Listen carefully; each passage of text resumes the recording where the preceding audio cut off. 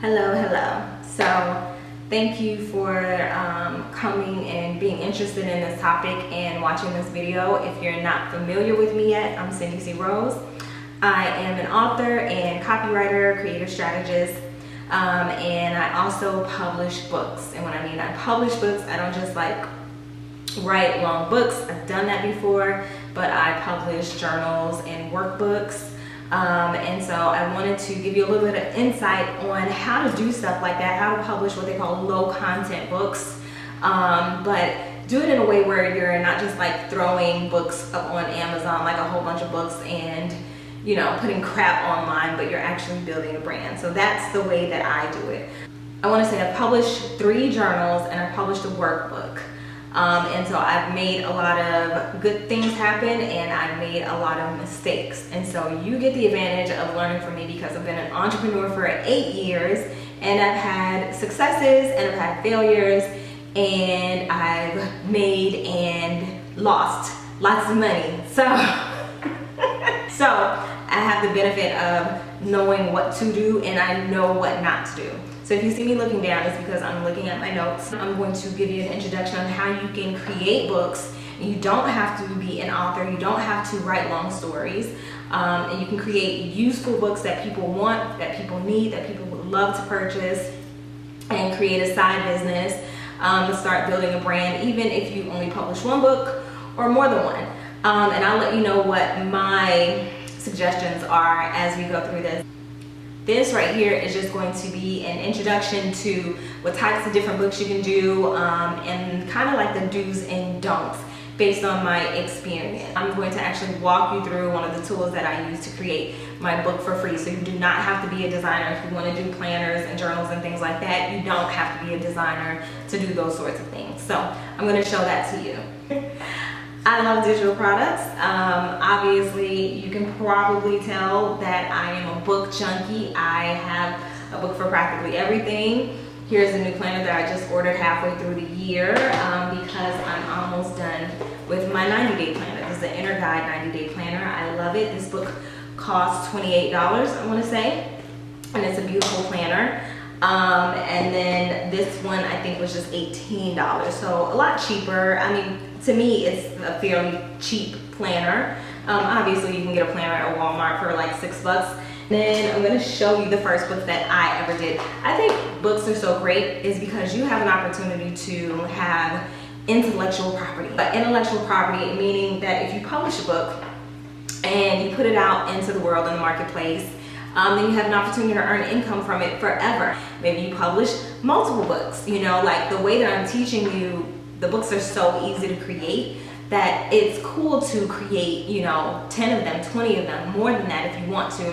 Or you can just publish a few and you can use that to help build and establish a brand. And so you can be solving an issue for somebody. So a lot of people get a hang up about whether or not they are qualified to write a book or create a book or give a product to somebody and sell something. And what I want to say is that everyone who's done anything, right, if you have any experience in life, if you have any knowledge, if you have a profession, if you have a skill, if you do something that not everyone else does, for example, if you are a teacher, like a preschool teacher or something like that. I've never taught preschoolers. You have knowledge to pass on to someone. If you're a financial aid counselor, you have knowledge to pass on to parents and incoming students. So I think that you have to start looking at yourself and looking at your accomplishments in a more micro way and look at those small accomplishments and realize that those things add up to experience and knowledge and things that can help other people. And you can create a book from that. So look, here's the first book I ever created. Well, the first journal I created, it's not the first book. I'm gonna tell you what I did right and what I did wrong in regards to this book. So I ordered this book from overseas and I did vet the company and I did order a sample first, so that's what I did right. And I was very pleased with what I got back. I was very happy with the binding of the book. I got to get my little bookmarker in here. So it's 120 pages, hardcover, and so I was really happy with the quality of the book. What I did wrong was I probably shouldn't have ordered my book from overseas. Not for the first book that I did. At that point, I didn't have an email list or anything like that. I didn't have a huge community to go out and sell 750 books to. Luckily, I learned over time, and even though I still don't have a huge audience, I did cultivate somewhat of an email list, and I learned marketing and I learned advertising, and so that helped me a lot. Not only that, but I learned that I could sell a lot of books in person. And so I wound up, I sent 300 books to Amazon, and I got into the Amazon FBA program, and I kept the rest of my books. I wound up selling about 250 books in person, and I sold all 300 books over the course of the year. So I made back my investment ×3 on that book over the course of about a year. And so I have no regrets about how I did it, but it was, the start of it was like a stumble for me. I didn't come out of the gate doing it well, and it took me some time.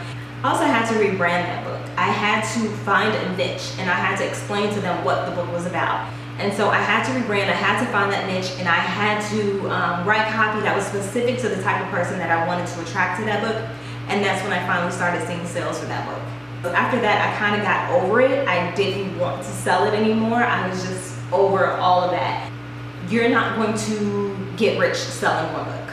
I'm just going to be honest. Like, it's just not going to happen. You can create a side income with it. So I want to make that clear. However, from what a book can do for you in building a brand, you can get rich off of that. And if you do multiple books, you can get rich off of that. If you've ever seen Day Designer, their planners are $59. I just saw one in Target for like $10, right? But it was a smaller version. It didn't have all of the frou-frou, frills, and everything like that. But people are buying their planners for $59. And so she's doing just fine. Her website's getting traffic. She's doing amazing. So you can create multiple versions of your book, and you can start to build your income off of those books. You can eventually, replace your day job if you wanted to. So I do want you to know that it's very possible. And if at the end of the day, all you do is 1 or 2 books and you make an extra $5 grand that year, that is a pay increase. So that's amazing too. So the question is, do you have value? Do you have something that you can offer to the public, offer to the marketplace that makes you stand out and makes whatever you create something that people desire? And for me, I believe that everyone has something. I really, truly do, if you have any experience. And so if you can create academic workbooks, if you can create something having to do with health, if you're a nurse, or if you're a wellness coach, if you have information regarding finances, personal finances that you want to share with people, if you can help people increase their credit score, then these are amazing books that you can create, and you don't have to write a lot of content. You can make them workbooks. So you don't have to create something that is extra time consuming. Now there's another market that people are doing where they are just putting up basic notebooks, basic line books, and they're changing the cover and making it for somebody, and they're putting those up for sale.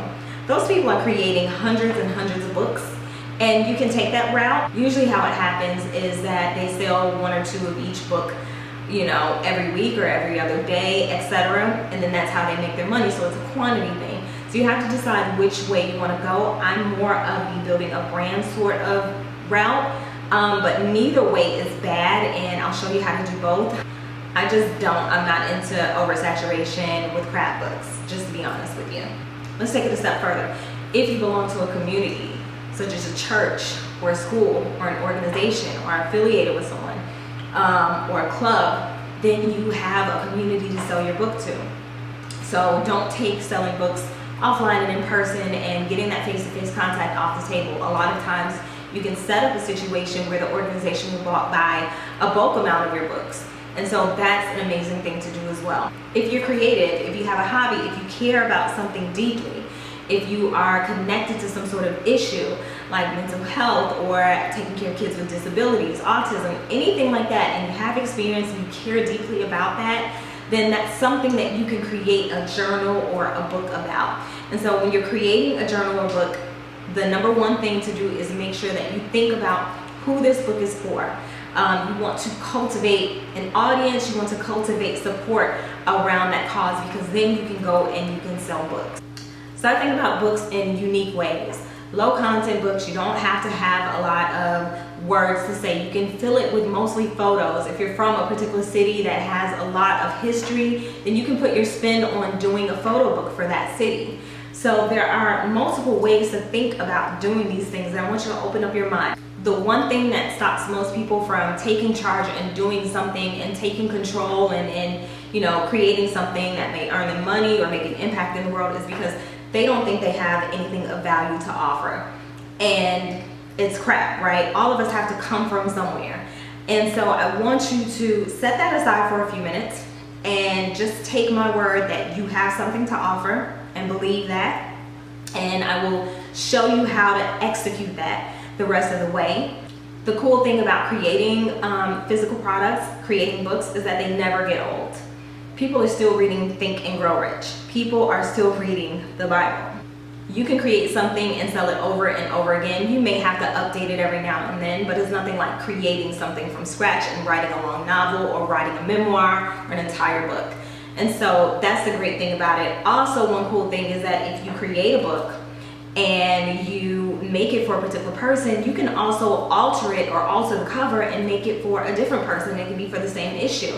The last book that I did was for people with anxiety. The cover was very driven towards women. I'm going to go ahead and recreate the cover and do the first inside page, and it's going to be marketed towards men. So, and then I can have a version that's marketed towards teenagers. You can take the same book and do a reiteration of it and sell it over and over again. So there are lots of options. You're never stuck, but you do have to think about what you want your brand to be. So I'm going to give you some action to take. I want you to think about your experience, your knowledge, and about the people that you know, and I want you to write down 10 to 20 ideas about journals that you can do. Journals or workbooks or just low content books. Things that can help people. Journals help you sort through thoughts. They help you get more organized. They help you build your self-esteem. They can help you set intentions. They can help you in completing your goals. They can help you with your business. So there's so many things that a journal can do for you. And so I want you to think about 10 to 20 ways that you can help people with a journal, or if you don't necessarily have maybe an issue that you want to help somebody resolve, you can also just think about a community that you can design something for that would appreciate something to call their own. Whether or not that's a club you belong to, a meetup organization, your group of friends, and what you guys have in common and what you can connect with. I want you to think of 10 to 20 ideas that you think that you can do. And we're going to come back on the next video. I'm going to show you how I create and design journals for free. And then tell you another way if you want to do it more quickly and you want a professional to do it and it's still very inexpensive. Entrepreneurship and creating income and thriving is really about connection.